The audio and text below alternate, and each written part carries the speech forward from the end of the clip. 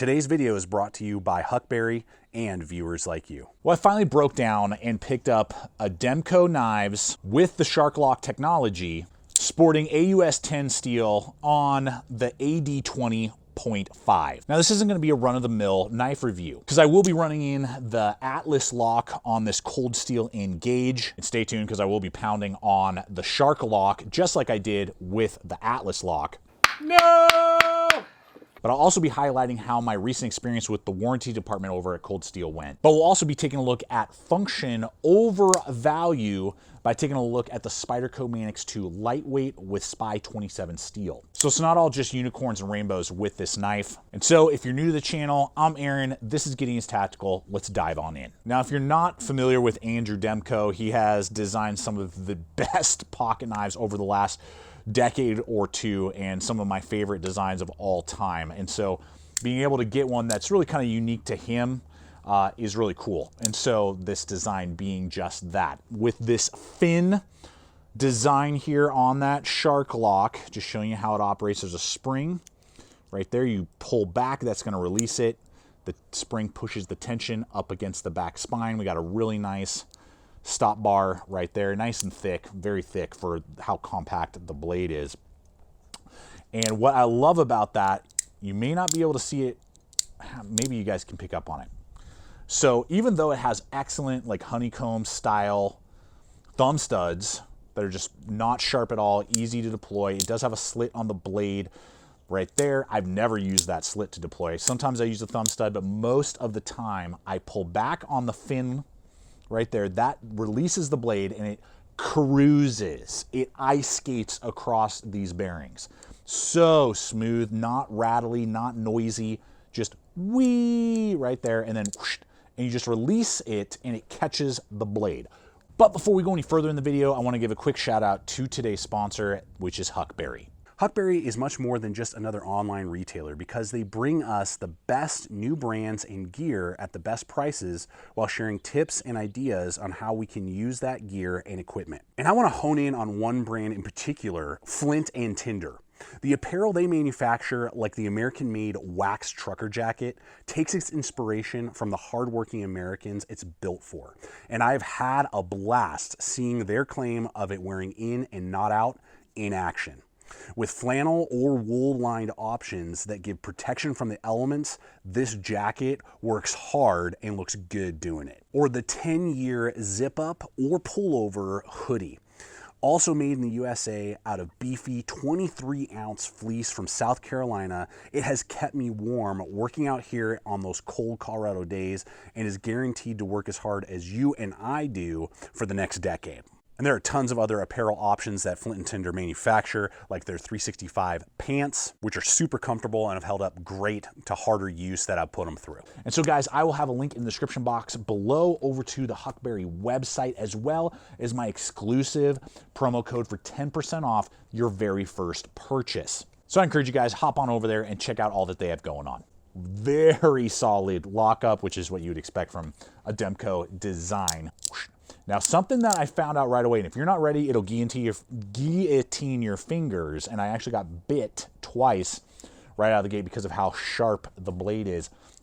At about 45 degrees, you can see here it's released. The lock, if you let go, sucks the blade back in, which is ultra cool and just gives it like this extra layer of like snappiness. Now, I've heard people complain, I think it's even called like the shark finger or the shark bite or something, that some people complain about it being kind of aggressive right there on the corner when you are pulling back to engage because all the tension, all the pressure is right there. So I was expecting it to be pretty brutal. I've had other pocket knives that have really bad thumb studs. They're really, sharp and not fun. I didn't really have an issue with that. I've had it for 3 months now, used it a bunch, handed it to tons of people who love it, and like right away they're like, oh my gosh, this is so cool. And I haven't heard any of them complaining that like, oh, this is really sharp though, and I haven't experienced that. It's aggressive, don't get me wrong. And for some of you, maybe it is too aggressive and you have rose petals for, fingers. Okay, then just hit it with ever so slightly a piece of sandpaper and you should be good to go in a moment or two.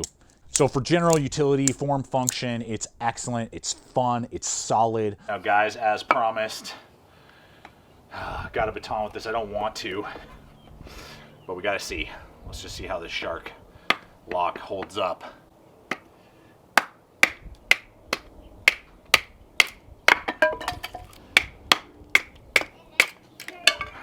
Okay. No!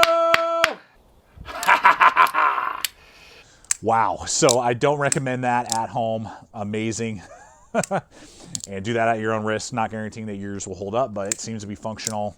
And I put my Engage with the Atlas lock through a similar test. It didn't like break, but there was some sort of tolerance that it was not fully engaging anymore like it should. I definitely have quite a bit of play there. And it seems to, like, over time, I played with it a few times here. There. You can see it almost like tightens up a little bit. So, I mean, definitely something got loose, something, you know, isn't seating like it should, but it still functions. It still absolutely functions, and if I had to, in a pinch, I could keep using the knife. And so I did want to hit just with you my experience with cold steel. Once I just show you that it's a similar kind of design, but the lock is in a different location. It doesn't seem to kind of like suck in the blade like the shark lock does, but it's got a similar idea to the concept. Now, when I damaged that first one, I emailed through just generic channels Cold Steel, and I just said, hey, I didn't tell them who I was. Hey, I've damaged my Atlas lock. They wanted some photos through the warranty process. They said, yes, you're approved, send it in. I sent it in. 6 weeks later, I got a brand new one. So that is pretty good to see that, and I'm happy to see that they're taking care of warranty that quickly, and hopefully you guys are seeing that as well in your experiences now that Cold Steel is owned by GSM Outdoors. So that's just my experience, and I wanted to highlight that with you. Now the blade itself, because there's a lot going on here. This is the AUS 10 version. There's CPM 3V versions. There's D2 versions that are like K110, you know, D2 basically. I know there's like M4 versions. There's so many versions that will affect pricing and, you know, availability. There's also two different blade shapes currently. This is the drop point, very classic, almost a clip, but there's no swedging. But there's also a sheep's foot design that's also available if you're kind of interested in something different and unique. The edge, as I stated earlier, is excellent, razor stupid sharp onto a flat grind that goes up about 2/3 of the way of the blade. And then the thickness is going to be 0.13. So it's pretty stout for being a compact blade at 3.1 from the handle scale, 3.1 inches, and like 2.95 actual cutting edge on the blade. So it's a compact, basically 3-inch blade, which from my experience, it seems to focus a little bit more on durability and utility and strength over slicing capability. It slices very similarly, I found, to my Engage. So if you're maybe considering between the two, or you're only Engage or blades like it, you know, with that high, flat, or saber grind, it just really isn't ideal for, say, food prep and things like that. Whereas something like this Spyderco in the Man X2 with that full flat grind and a tapering thin blade is going to be a better slicer. It's going to slice through cardboard, be better for food prep than the blade shape and the grind that was chosen on the AD20.5. And there is the AD20, which is the larger brother to this model. Now we run into the first hiccup on the handle. Now this is the polymer version. There's so many versions out there. It's lightweight at about 3.5 ounces for the blade. Good texturing overall. I like that. It does, again, remind me a lot of the Spyderco. We do have stainless steel liners in there, and like 0.4 on the thickness, and the overall handle length being about 4.5 inches. This is what I found. With my large size hands, you guys can see there, I am just barely fitting inside there, and almost feels a little cramped. Not quite, and I got used to it, but I was really wishing for like a 1/4 inch more off the back or up front.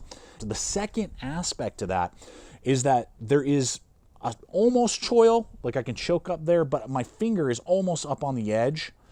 And I wish that there was just like a little bit more if they're gonna go this way and actually give you like this much of a ricasso, which I'm sure was the intended purpose. I haven't nicked myself, but there's about 1 millimeter of my flesh on the edge of the blade. Whereas knives like the Man X2, that's not at all gonna be the case. There's a dedicated finger choil that I'm fully locked up.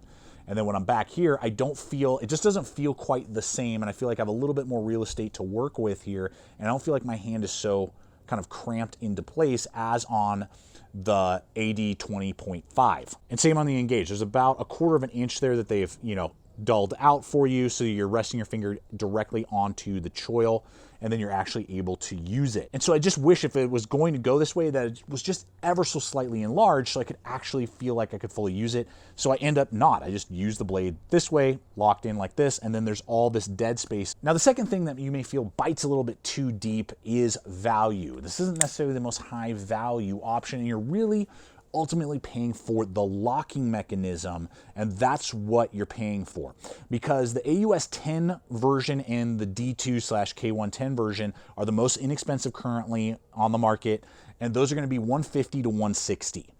And so you can definitely spend less money and get K110 or D2 or AUS 10 on a lot of other blades that are made in Taiwan, which is where these are currently made.